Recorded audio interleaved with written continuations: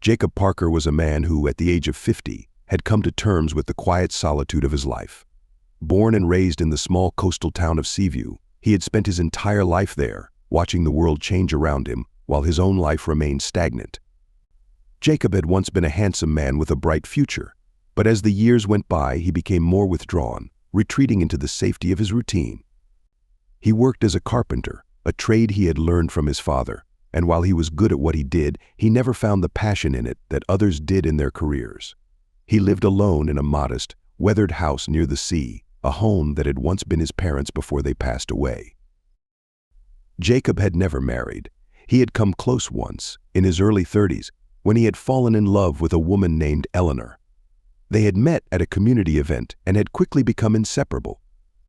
Eleanor was kind and patient, and she brought out a side of Jacob that he hadn't known existed, a side that was hopeful, even joyful. But Jacob's fear of rejection and deep-seated insecurities eventually drove a wedge between them.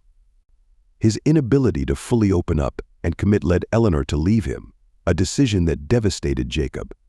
After that, he never allowed himself to get close to anyone again, fearing that he would only repeat the same mistakes.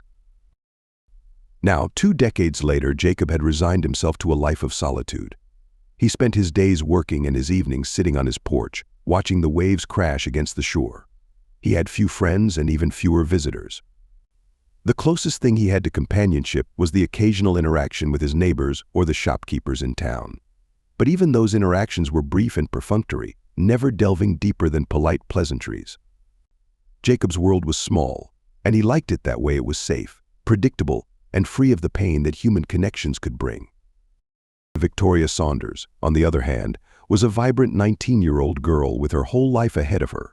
She had grown up in a nearby city, but she moved to Seaview to attend college at the local university. Victoria was studying art, a passion she had nurtured since childhood. She had always been drawn to the beauty of the world around her, and she expressed that through her paintings. Her parents, both successful professionals, had supported her decision to pursue art, though they secretly hoped she would choose a more stable career path eventually. Victoria was independent, confident, and full of life. She had a close-knit group of friends and was well liked by everyone who met her. Victoria was also strikingly beautiful, with long, dark hair that cascaded down her back and bright green eyes that sparkled with curiosity and intelligence. She had a natural grace and an infectious smile that drew people to her. But despite her beauty and popularity, Victoria was humble and kind. She treated everyone with respect and went out of her way to help others. She had a part-time job as a barista at a local cafe, a small, cozy place that was popular with students and locals alike. She enjoyed the work and the chance to interact with different people every day. It was at this cafe that Jacob first encountered Victoria. It was a cool autumn afternoon, and Jacob had decided to stop by for a cup of coffee. He didn't usually frequent cafes, preferring to brew his own coffee at home, but on this particular day, he felt the need for a change of scenery. The cafe was bustling with activity, filled with the sound of clinking cups, murmured conversations, and the rich aroma of freshly brewed coffee. Jacob entered quietly, his presence barely noticed by the other patrons. He made his way to the counter, where Victoria stood, busy taking orders and chatting with customers. When it was Jacob's turn, he looked up and met Victoria's eyes for the first time. She greeted him with a warm smile, her voice cheerful as she asked for his order. Jacob felt a strange flutter in his chest, something he hadn't felt in years. He found himself momentarily at a loss for words, captivated by the girl in front of him. Victoria was polite and professional, treating him like any other customer, but to Jacob, it felt like something more. He quickly placed his order, feeling a bit flustered, and Victoria handed him his coffee with a friendly comment about the weather. As Jacob left the cafe, he couldn't stop thinking about Victoria. There was something about her that had touched a long, dormant part of him, something that made him feel alive in a way he hadn't in years. At first, he tried to dismiss it as a fleeting attraction, something harmless and insignificant. But as the days passed, he found himself returning to the cafe more and more frequently, just to catch a glimpse of her. Each time he saw her, he felt that same flutter in his chest, a mix of nervousness and excitement that was both exhilarating and terrifying. Jacob began to adjust his daily routine to include visits to the cafe. He would time his visits to coincide with Victoria's shifts, making sure to sit at a table where he could watch her work. He became a regular customer, and Victoria soon recognized him, greeting him with the same warm smile every time. She was always polite and friendly, treating him no differently than any other customer, but Jacob interpreted her kindness as something more. He began to believe that there was a connection between them, something special that only he could see. As the weeks went by, Jacob's thoughts became increasingly consumed by Victoria. He found himself thinking about her constantly, wondering what she was doing, who she was with, and whether she ever thought about him. He began to fantasize about a life with her, imagining how they could be together despite their age difference. In his mind, he created a narrative where they were meant to be together, where she would see past his age and fall in love with him for who he was.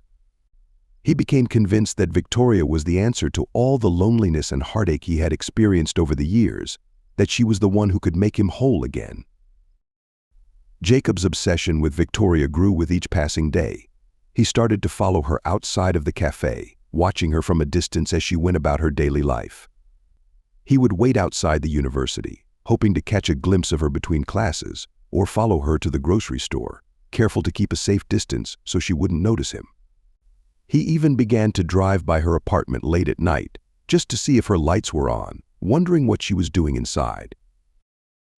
At first, Jacob told himself that he was just being protective, that he was watching over Victoria to make sure she was safe. But deep down, he knew that his behavior was crossing a line. He knew that what he was doing was wrong, but he couldn't stop himself. The more he tried to resist, the stronger the pull became. His obsession with Victoria had taken over his life, driving him to do things he would never have imagined himself capable of. Meanwhile, Victoria remained unaware of the depth of Jacob's obsession. She continued to treat him with the same friendly politeness she showed all her customers, completely oblivious to the thoughts swirling in his mind. She enjoyed her job at the cafe, finding comfort in the routine and the familiar faces that came through the door each day.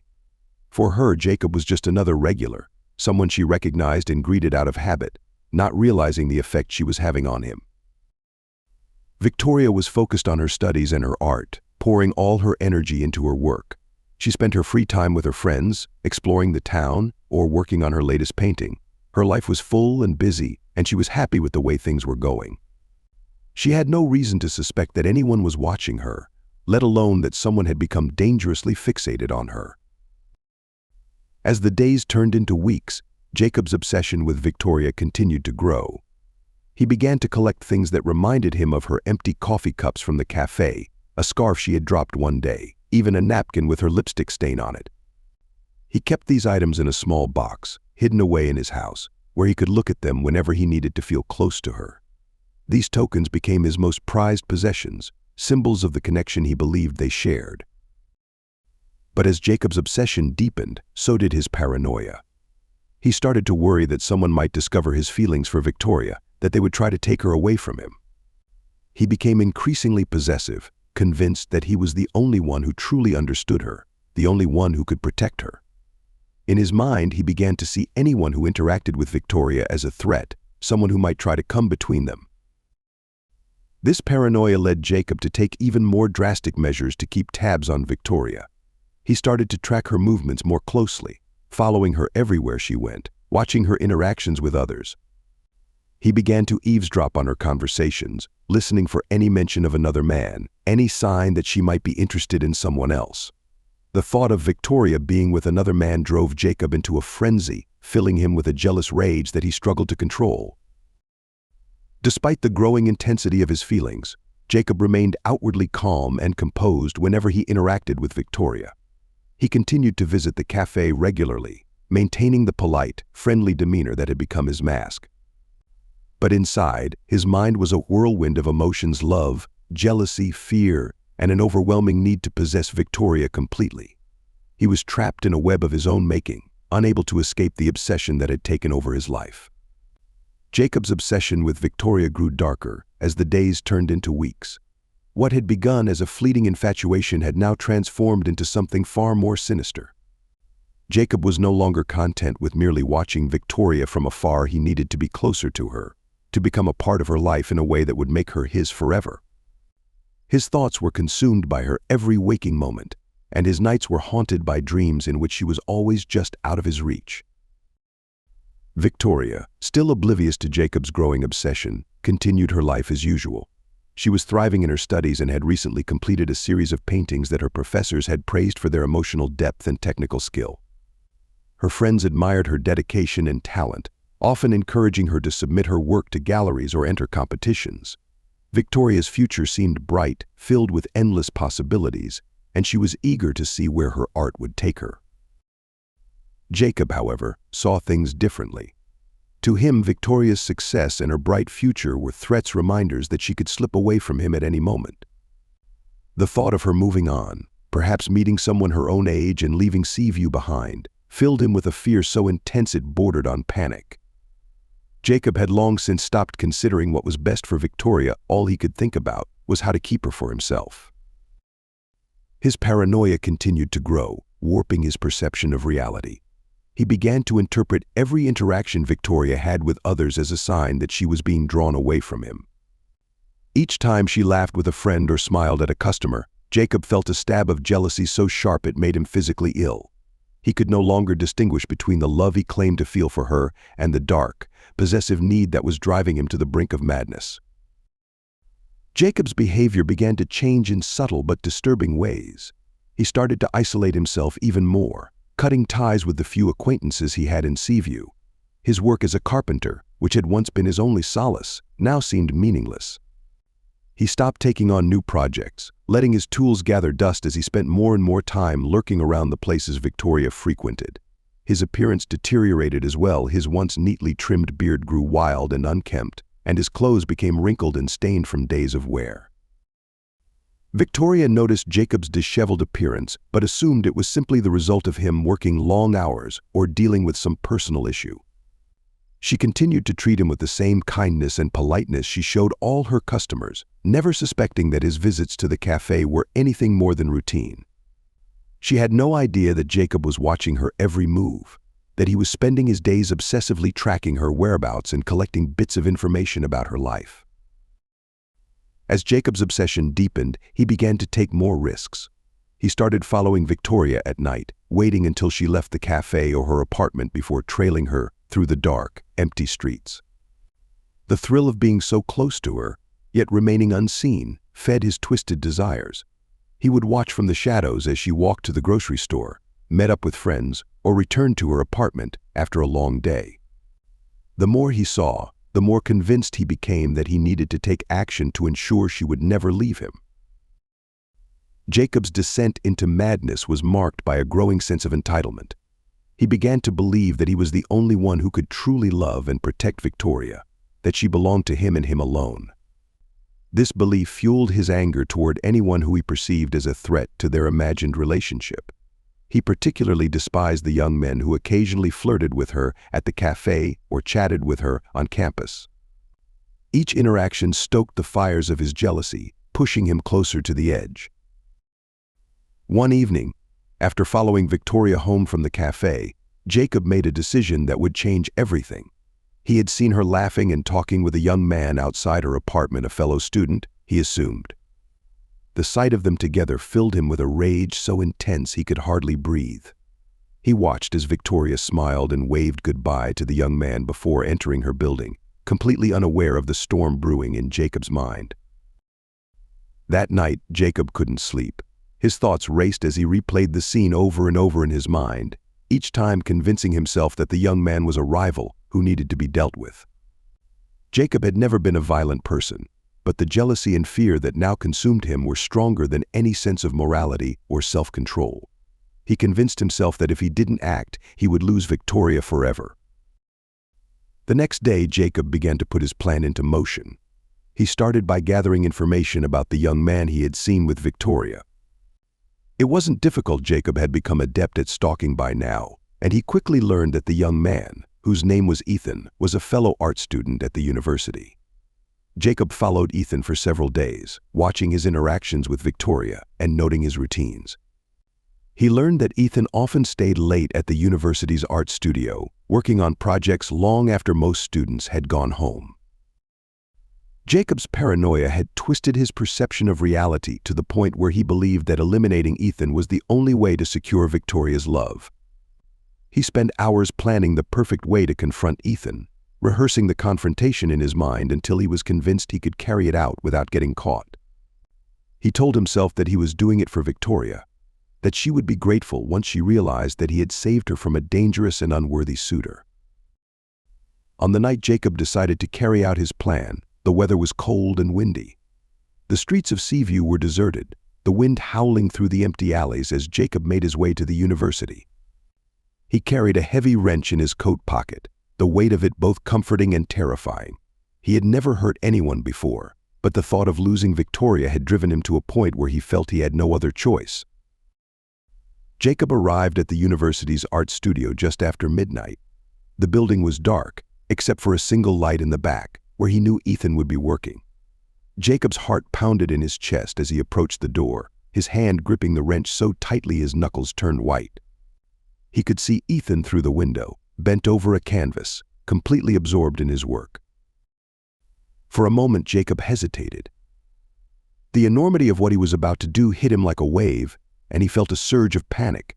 But then he thought of Victoria, beautiful, kind Victoria, and the fear was replaced by a cold, steely resolve.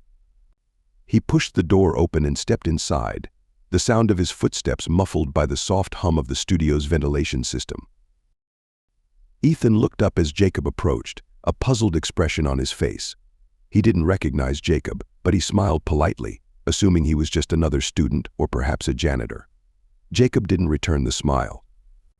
Instead, he raised the wrench and brought it down on Ethan's head with all the strength he could muster.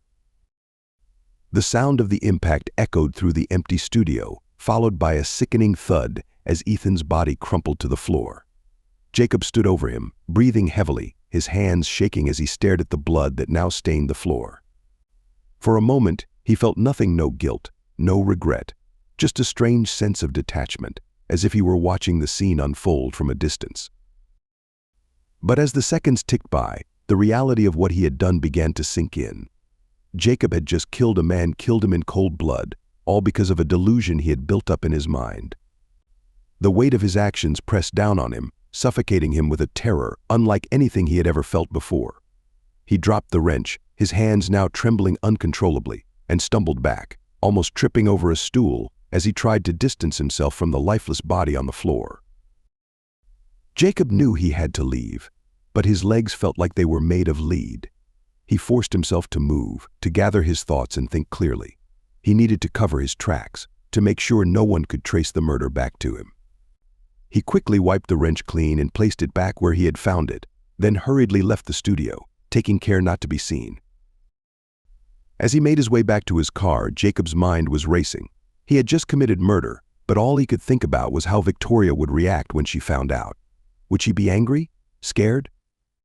Or would she understand that he had done it for her, to protect her from someone who wasn't worthy of her love?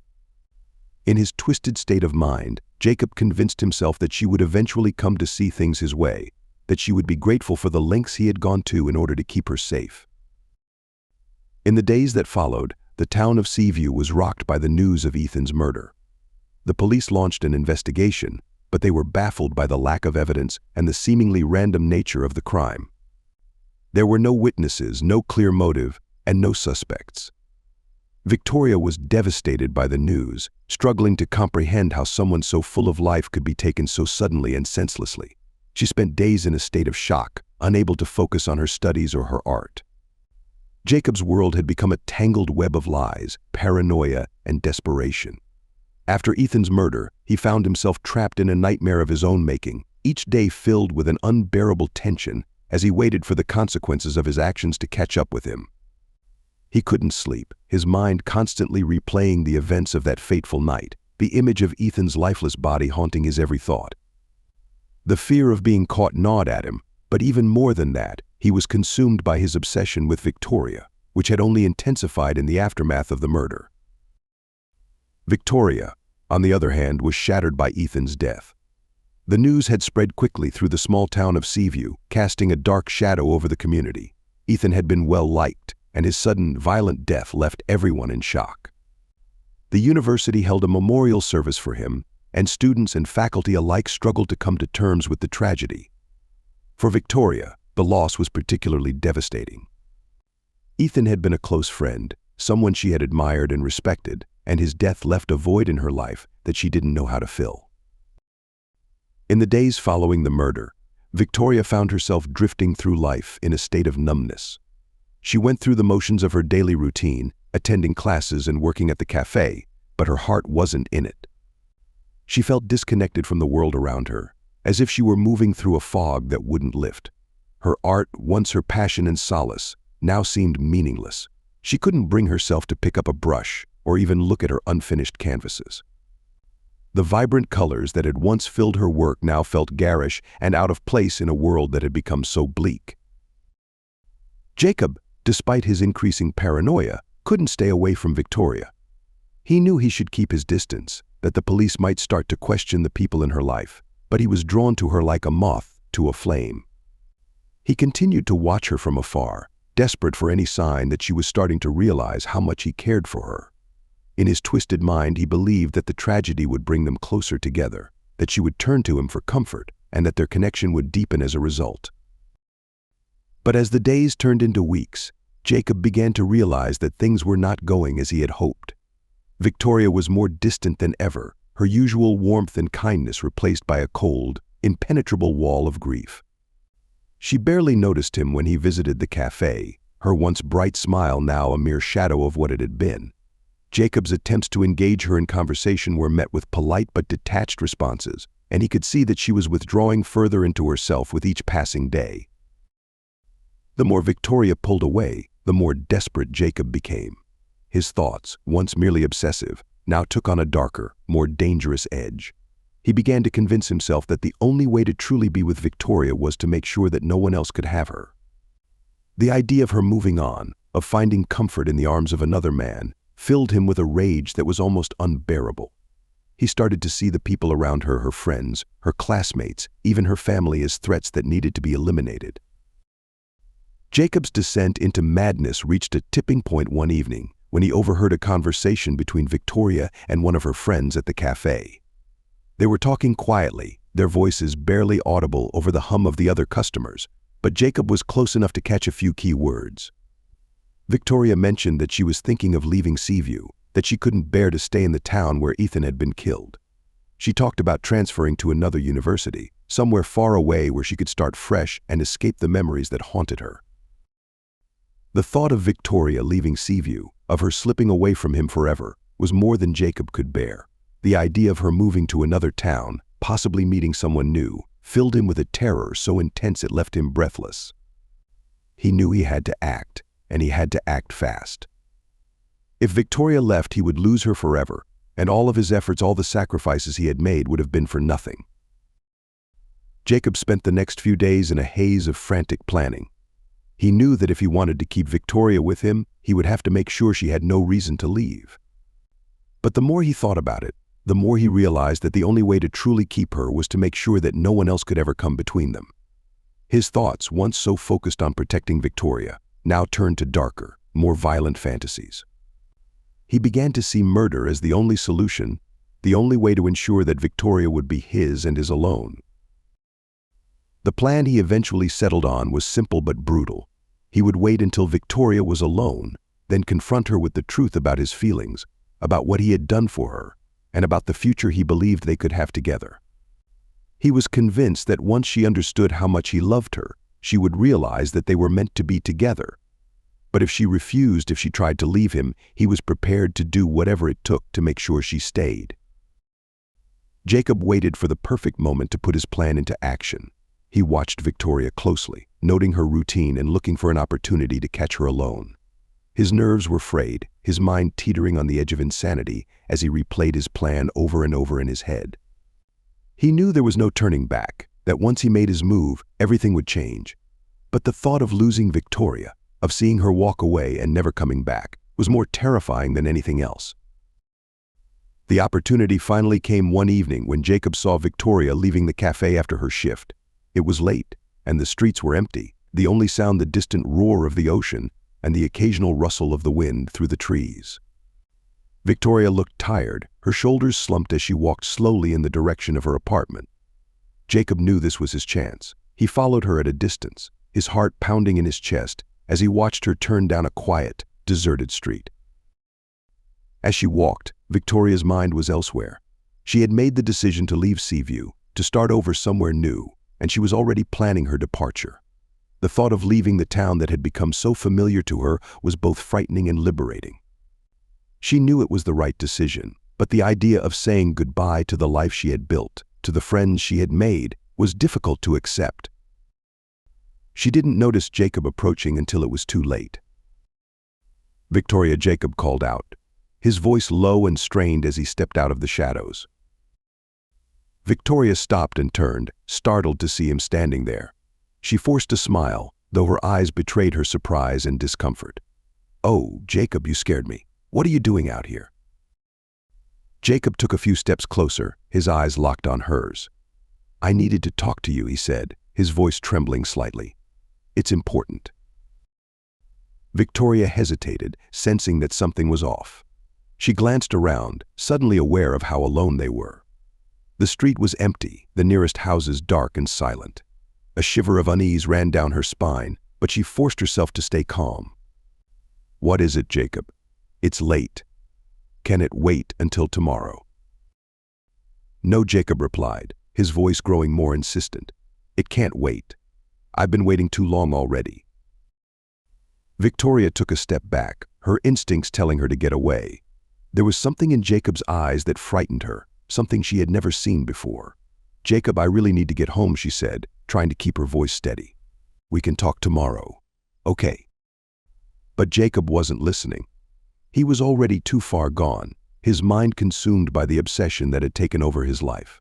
He reached out and grabbed Victoria's arm, his grip tightening as she tried to pull away. "You don't understand," he said, his voice shaking with desperation. "I've done everything for you. I've protected you, I've watched over you, and now you're just going to leave." Victoria's heart pounded in her chest as she struggled to break free. "Jacob, let go of me," she pleaded, her voice rising in panic. "You're hurting me." But Jacob didn't let go. Instead, he pulled her closer, his grip like a vice, as he stared into her eyes. "You can't leave, Victoria. You belong with me. Don't you see? I'm the only one who really loves you, the only one who can keep you safe." Victoria fought with all her strength, but Jacob was too strong. He dragged her into a nearby alley, his mind racing as he tried to figure out what to do next. He had planned for this moment, but now that it was happening, everything seemed to be spinning out of control. The reality of what he was about to do hit him like a tidal wave, but it was too late to turn back. The alley led to a dead end, and Victoria found herself trapped, her back against a cold brick wall as Jacob closed in on her. She looked around frantically, searching for any way out, but there was none. Tears streamed down her face as she realized there was no escape. "Please, Jacob," she begged, her voice trembling with fear. "You don't have to do this. We can talk, we can figure this out. Just let me go, please." But Jacob's mind was too far gone. All he could think about was how close he was to losing everything, how the one person he loved more than anything in the world was about to slip through his fingers. He reached into his pocket and pulled out a knife, the blade glinting in the dim light. "I'm sorry, Victoria," he whispered, his voice choked with emotion. "But if I can't have you, no one can." Jacob stood over her, his breath coming in ragged gasps as he stared at what he had done. The knife slipped from his hand, clattering to the ground as he fell to his knees beside her. "I'm sorry," he whispered, his voice breaking as tears streamed down his face. "I'm so sorry." Victoria's breath came in short, shallow gasps as she looked up at Jacob, her vision blurring. She tried to speak, but the words wouldn't come. Her life was slipping away, the world around her fading into darkness as the pain in her chest consumed her. In those final moments, as the light began to fade, Victoria's thoughts turned to the people she loved, her family, her friends, Ethan. She thought of the life she had dreamed of, the future she would never have. And then, as the darkness closed in, she thought of Jacob, the man who had taken everything from her in his misguided obsession. With a final, shuddering breath, Victoria's body went still, her eyes glazing over as death claimed her. Jacob sat beside her, his hands stained with her blood, his mind numb with shock. The realization of what he had done hit him like a freight train, shattering the last remnants of his sanity. He had killed the one person he had loved, the one person he had sworn to protect. And now, there was nothing left. The sound of sirens in the distance broke through Jacob's haze, but he didn't move. He couldn't bring himself to leave Victoria's side, even as the reality of his situation became clearer. The police would find him here, they would arrest him, and he would spend the rest of his life in prison, haunted by the memory of what he had done. By the time the police arrived, Jacob was a broken man. They found him sitting beside Victoria's lifeless body, his hands covered in blood, his eyes vacant and hollow. He didn't resist as they handcuffed him and led him away, his mind already retreating into a dark, endless void where the horror of his actions could no longer reach him. As the police car drove away, the town of Seaview was left to grapple with the tragedy that had unfolded in its midst. The loss of Victoria and Ethan cast a long shadow over the community, a reminder of the darkness that can lurk behind even the most ordinary of facades. And for Jacob, there was nothing left but the silence of his own mind, a silence that would haunt him for the rest of his days.